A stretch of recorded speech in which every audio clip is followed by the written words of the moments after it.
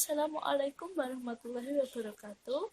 Perkenalkan, kami dari kelompok 6 yang beranggotakan Dita Safira Maharani, nomor absen 77, dan Novita Disti Ramadhani, nomor absen 89. Di sini, kami akan membahas mengenai hadis maudhu. Materi yang akan kami bawakan adalah pengertian hadis maudhu, sejarah kemunculan dan faktor yang melatar belakangi hadis maudhu, faktor yang melatar belakangi munculnya hadis maudhu, kriteria hadis maudhu, dan contoh hadis maudhu. Pengertian hadis maudhu. Hadis maudhu secara etimologi merupakan bentuk isim maf'ul wada'a yadahu yang bermakna yang disusun, dusta yang diadakan, dan yang diletakkan.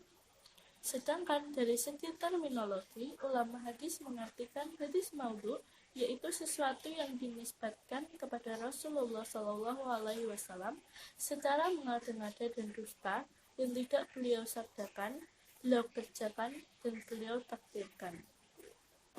Sejarah kemunculan dan faktor yang melatar belakangi hadis maudhu. Masuknya secara massal penganut agama lain ke dalam Islam yang merupakan bukti keberhasilan dakwah Islamiyah ke seluruh dunia secara tidak langsung menjadi faktor yang menyebabkan munculnya hadis-hadis palsu.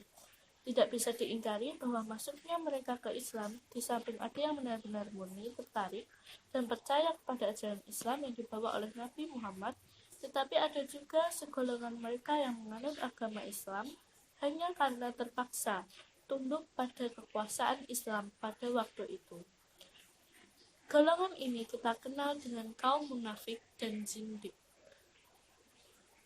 Terjadinya pertikaian politik yang terjadi pada akhir masa pemerintahan Khalifah Utsman bin Affan dan Khalifah Ali bin Abi Thalib merupakan awal adanya benih-benih fitnah yang memicu munculnya pemalsuan hadis, tetapi pada masa ini belum begitu meluas karena masih banyak sahabat ulama yang masih hidup dan mengetahui dengan penuh yakin akan kepalsuan suatu hadis.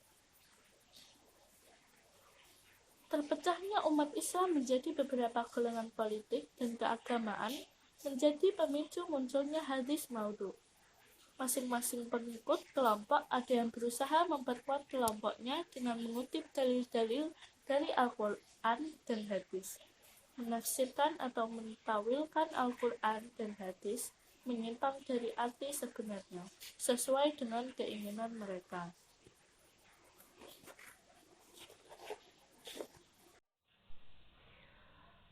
Saya Novita Disti akan melanjutkan penjelasan dari Mbak Dita mengenai kriteria hadis maudhu.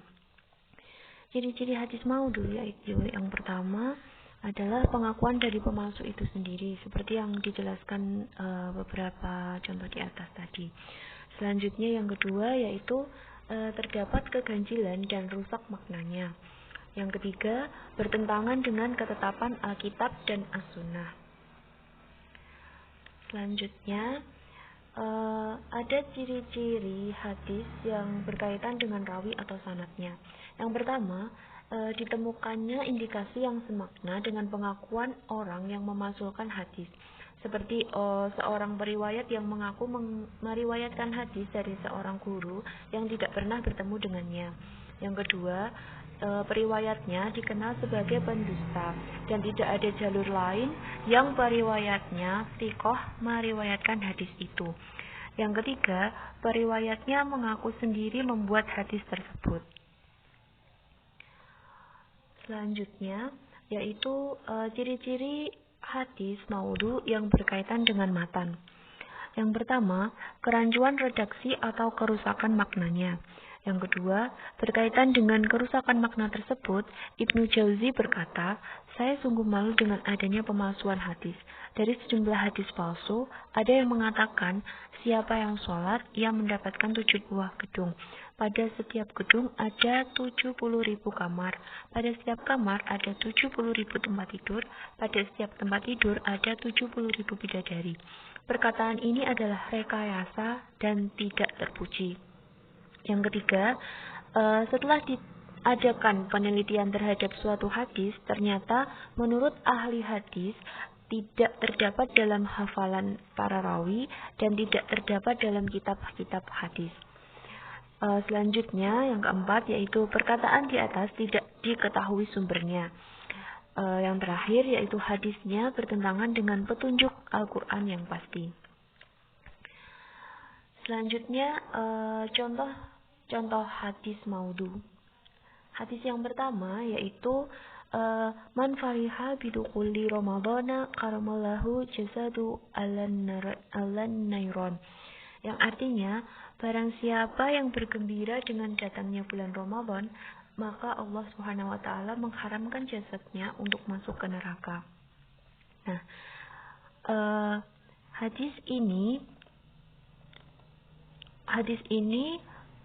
bersumber dari kitab Durrah al-Nasihin, itu pun tidak disertai sanad dalam istilah hadis menurut Mahmud al-Tahun. Secara bahasa artinya yang dijadikan pegangan, ataupun secara istilah rangkaian perawi-perawi hadis yang sampai pada matan. Jadi hadis ini itu tidak menyebutkan sanad hadisnya, akan tetapi langsung menyadarkan riwayat hadis tersebut pada Rasulullah, sehingga hadis ini merupakan hadis yang palsu. Untuk selanjutnya yang kedua yaitu hadis utlubul ilma walau bisin, yang artinya carilah ilmu walaupun sampai ke negeri Cina. Menurut para ulama, hadis seperti Al-Qali, Al-Bukhari, Al-Nasai, dan Abu Hatim, mereka sepakat bahwa Abu Atiqah Tarif bin Sulaiman tidak memiliki kredibilitas sebagai rawi hadis. Bahkan menurut Al-Sulaimani, Abu Atiqah dikenal sebagai pemalsu hadis. Imam Ahmad bin Hanbal juga menentang keras hadis tersebut. Artinya, beliau tidak mengakui bahwa ungkapan carilah ilmu meskipun sampai ke negeri Cina itu sebagai hadis Nabi. Tetapi, dilihat dari kajian matanya juga tidak benar. Akan tetapi, jika dilihat dari makna hadis ini yang berhubungan dengan mencari ilmu, artinya maknanya benar. Untuk selanjutnya, hadis yang ketiga yaitu nadhafatu minal iman, yang artinya kebersihan sebagian dari iman. Al-Hafidz Al-Iraqi memberikan komentar dalam Al-Mughni bahwa sanadnya sangat lemah. Secara matan kalimat an-nadhafatu minal iman tidak valid dan tidak ditemukan siapa yang mengatakan hal ini. Ini juga salah satu indikator bahwa hadis ini merupakan hadis palsu. Yang keempat ada hadis ikhtalafu ummati rahmah, yang artinya perbedaan pendapat di kalangan umatku adalah rahmat. Nah, menurut As-Suyuti dalam kitabnya Al-Jami' Asy-Syaghir, ini adalah hadis yang tidak ada sanad dan matanya.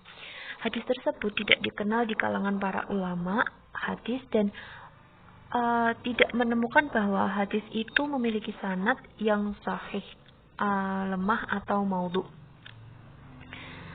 Yang kelima yaitu hadis tentang man arafa nafsahu faqad arafa rabbahu, yang artinya siapa yang mengenal dirinya maka dia telah mengenal Tuhannya.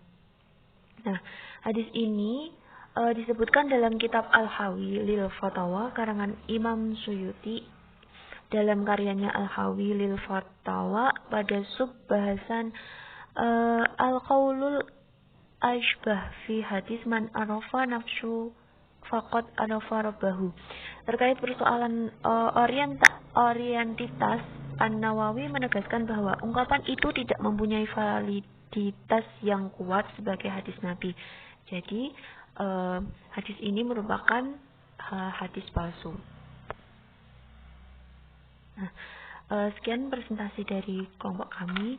Apabila ada kekurangan dan kesalahan kami mohon maaf. Sekian presentasi dari kelompok kami. Assalamualaikum warahmatullahi wabarakatuh.